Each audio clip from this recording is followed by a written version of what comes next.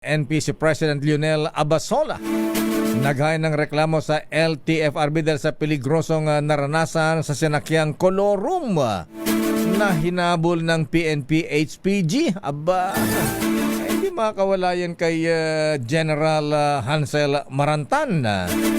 Arrest number 5, Val Gonzales, please come in. Val.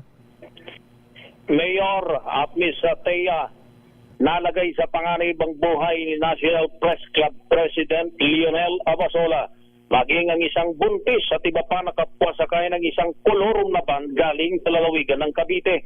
Personal na dumulog ngayong hapon si Abasola kay LTFRB Chairman Attorney Vigor Mendoza II para magsampa ng formal na reklamo sa salaysay ng pinuno ng NPC. Nangyaring insidente kahapon ng umaga nang sumakay siya at 10 iba pa sa Dasmariñas patungo ng Lawton sa lungsod ng Maynila.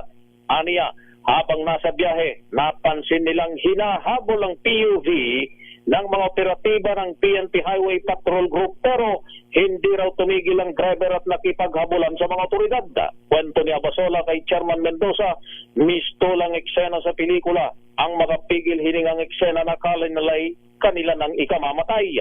Natigil lamang aniya ang nakakatakot na eksena bago pumasok ng tollway sa Coastal Road at hindi nahuli ang humarurot na driver. Dahil sa reklamo, agad pinakilos ni Chairman Mendoza ang kanilang Central Enforcement Team at sa investigasyon ay natukoy na ang driver at may-ari ng sasakyan na nakatakdang silbihan ng show cause order. Narito't pakinggan natin si LTFRB Chairman Vigor Mendoza II. Makikipag-ugnayan na tayo sa Department of Justice para dire-diretso na ipagsampa ng criminal action.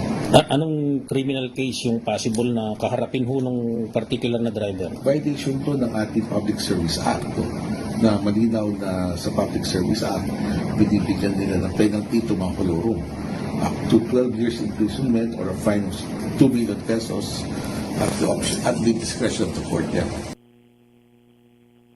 Ako si Val Gonzales, DJ Rate, una sa Pilipinas, una sa Pilipino.